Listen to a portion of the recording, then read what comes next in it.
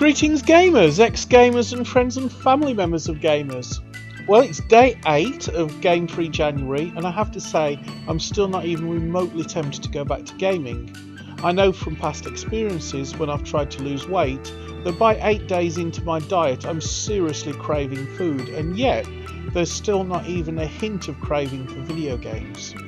I'm growing increasingly convinced that I'm not addicted to gaming, but then again I've only made it through 1 week, which puts me a little under 1/4 of the way through this experiment. Still early days, but this does bring me nicely to the topic of today's video, which is cravings. The Hooked on Gaming website lists these symptoms. The urge to go back to gaming and try to control the time played, obsessing about the game for long periods of time, and feeling as though returning to gaming will solve problems. But I think we can safely lump them all together under the category cravings. The cycle of addiction tends to go craving, indulgence, remorse.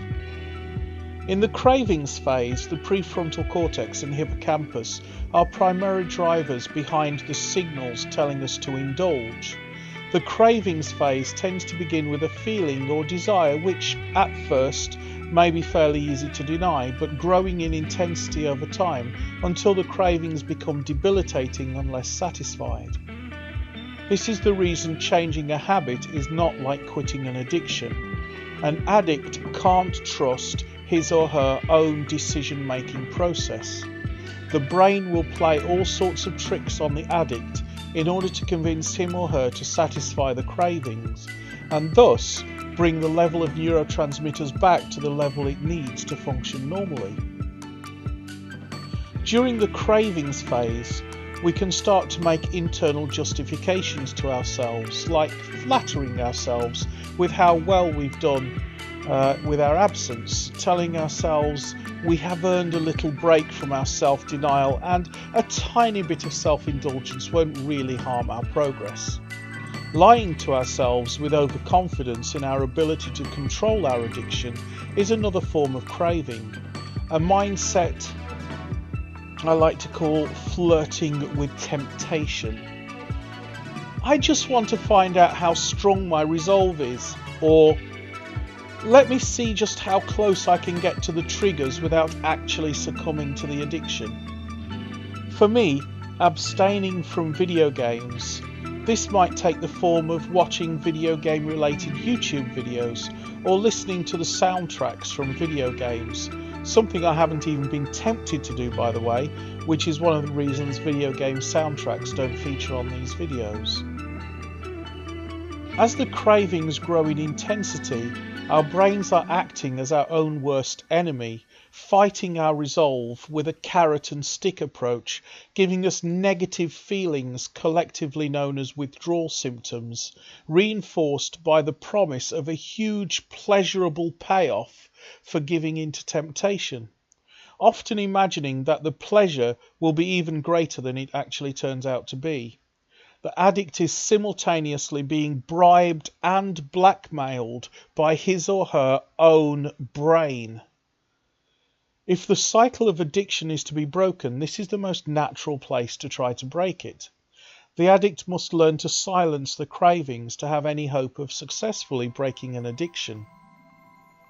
In the case of smoking, nicotine gum, spray or patches have proven helpful in weaning smokers off the nicotine by reducing the severity of the cravings. It doesn't make it easy to quit, but it can make it slightly easier to quit. Gamers don't have this luxury, and it's really early days.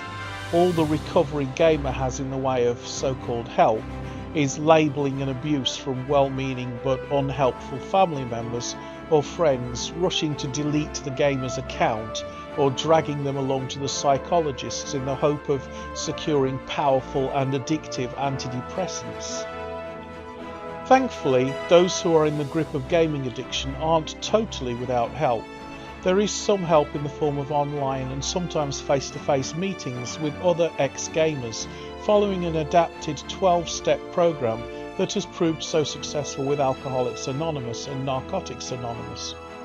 It will take time before game addiction is well understood as, say, nicotine addiction or alcohol addiction, but until it is, the best we can do is try to raise awareness of the problem in the hope that funding can be diverted to scientific research into gaming addiction. If you feel that you might have a problem with excessive gaming and are worried you might be developing an addiction, why not follow along and try out this simple test going game-free for a month? Remember, it can be any month and you don't have to start on the 1st. Why not post a comment and let me know how you're doing? And don't forget to hit that subscribe button. But as for me, big fat hairy 7 days and counting non-gamer, I look forward to seeing you in another video.